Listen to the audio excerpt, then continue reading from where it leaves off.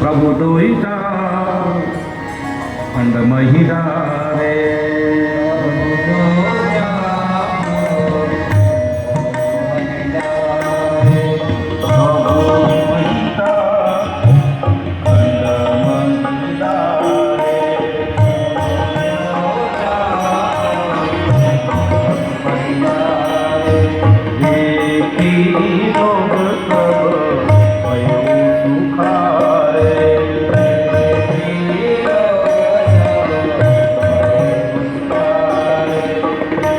जयजयकार करवा लगी है। महात्माओं आखो सजल बनी है અને રામજી જાણે કંઈ જ કર્યું નથી પોતે એમ બિલકુલ શાંતિથી ઊભા છે। વિશ્વામિત્ર બાપજી મંચ પરથી નીચે આવ્યા છે। આ બાજુ લક્ષ્મણજી એ મંચ પરથી ઉતરતા સીધો કૂદકો માર્યો છે। રામજીની પાસે આવ્યા। રામજીની પાસે આવી રામજીની સામે પહેલાં જોયું નથી, જનકની સામે પહેલાં જોયું।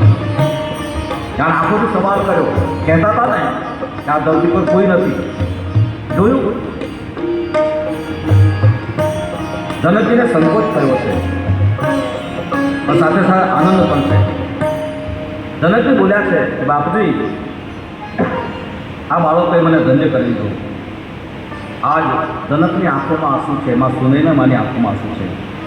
જનકપુરની મહિલાઓ ગીતો ગાવા લાગી છે, આનંદ મનાવવા લાગી છે, જય હો થવા લાગ્યું છે। અને એ વખતે સીતાના સુખનું વર્ણન કેમ કરીને કરી શકાય। સીતાજી પોતાના હાથમાં જયમાળા લઈ રામજીની પાસે આવ્યા છે।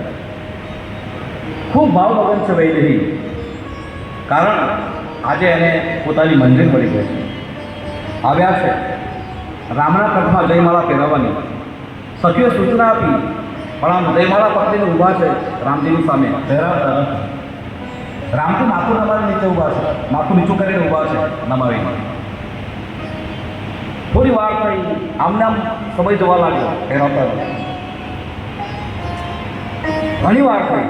સીતાજી કહે કે તમે ધનુષ તોડવામાં આટલી વાર લગાડી, વિલંબ કર્યો, આ તો હિસાબ બરાબર થઈ રહ્યો છે, ફેરા કરો। બધા જોઈ રહ્યા છે। હવે સીતાજીએ જયમાળા પહેરાવી નહોતી એવું નહોતું, પણ ભગવાનજી નમીને ઊભા છે માથું નમાવીને। પણ એમ કહેવાય છે કે સીતાજીની ઊંચાઈ થોડી ઓછી હતી। ભગવાન સીતાજી કરતાં થોડા ઊંચા છે એટલે પહોંચી શકતા નથી આમ હાથ। આ બાજુ વિશ્વામિત્ર અને લક્ષ્મણજી પણ જોઈ રહ્યા છે। હવે સીતાજી માળા પહેરાવતા નથી અને એ વખતે ભગવાન રામ લક્ષ્મણજી તરફ ઇશારો કરે। લક્ષ્મણજી માથું ગુનાવે। વિશ્વામિત્રજી આ જોયું આ ચલ ક્યાં રહ્યા, શું છે? તમે બંને શું વાતો કરો છો? અને ત્યારે લક્ષ્મણજી બોલ્યા કે બાપજી નહીં બને, પણ શું નહીં બને? કે ભગવાન મને એમ કહ્યા છે કે સીતાજી નીચા છે એટલે તો જરા તારા માથા પર ધરતી છે તો જરા ધરતીને ઊંચી કર ને। તો મેં ના પાડી, કારણ કે જો ધરતીને ઊંચી કરું તો આખી ધરતી ઊંચી થાય। એકલા સીતાજીવાળી ધરતી ઊંચી થાય એવું થોડું છે, આખી ધરતી ઊંચી જાય, બંને પાછા ઊંચા જાય। તો પછી કરવું શું? વિશ્વામિત્ર બાપજી બોલ્યા કે આ મનુષ્ય તૂટ્યું, પણ હવે જયમાળ કેવી રીતે કરાવવાની? અને ત્યારે લક્ષ્મણજી બોલ્યા કે બાપજી મને આજ્ઞા કરો તો હમણાં કરાવડાવી દો। જા ને એ જ વખતે ઓચિંતાના લક્ષ્મણજી રામજીની પાસે આવ્યા છે અને રામજીને આવીને આમ પગે લાગ્યા। જ્યાં ઓચિંતાના લક્ષ્મણજી આવીને પગે લાગ્યા અને એ જ વખતે ભગવાન રામ નીચા નમી અને એકદમ લક્ષ્મણજીને ઉઠાવવા ગયા। અને એ જ વખતે સિંહ જયમાલ રામ ઉર્મેલી, સીતાજીએ માળા ભગવાનના ગળમાં કરાવી દીધી છે। સિયાવર રામચંદ્ર ભગવાન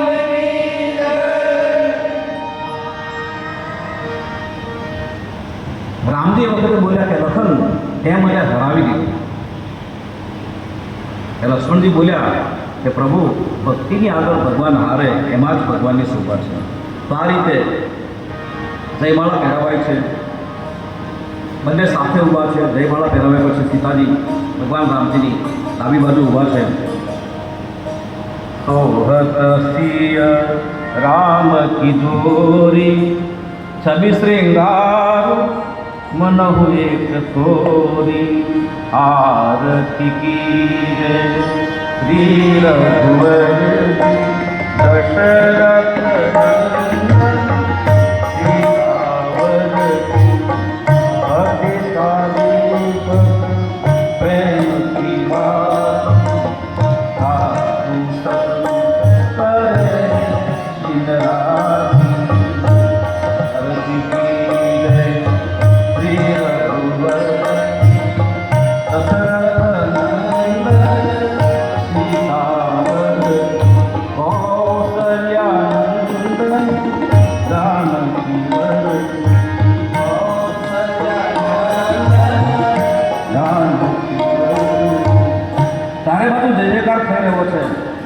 સીતા અને રામજીને આ જોડીને જોઈ લોકો ધન્ય ધન્ય બન્યા છે.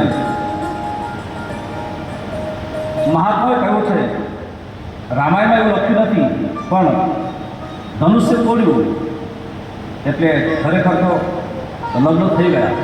પણ હવે જનકજી એમ પૂછે કે બાપજી હવે શું કરવા? પણ એ જ વખતે જે બધા અભિમાની રાજાઓ હતા, જય જયકાર થઈ રહ્યો છે, ને ત્યારે અભિમાની રાજાઓ વિરોધ કરે છે. ને ખરેખર જ્યારે ભક્તિમય જીવન બને, સીતા એટલે ભક્તિ, અને ભક્તિ રામને મળી, તો ભક્તિમય જીવન બને એટલે આ દુનિયા વિરોધ કરવાની જ. અભિમાની રાજાઓએ બળવો કર્યો, મારો મારો થવા લાગ્યો, અને એ વખતે લક્ષ્મણની આંખો લાલ થઈ પણ શાંત ઉભા છે. આ બાજુ સીતાજીને જનકજીએ સુરક્ષિત સ્થાનમાં પહોંચાડ્યા છે. બધા લોકો ચિંતા કરવા લાગ્યા.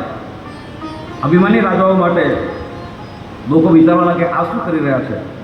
બધા ચિંતા કરતા હતા. રાજાઓ હુમલો કરવાની તૈયારી કરે, મારો મારો કરે, અને એ જ વખતે ઘટના બની છે.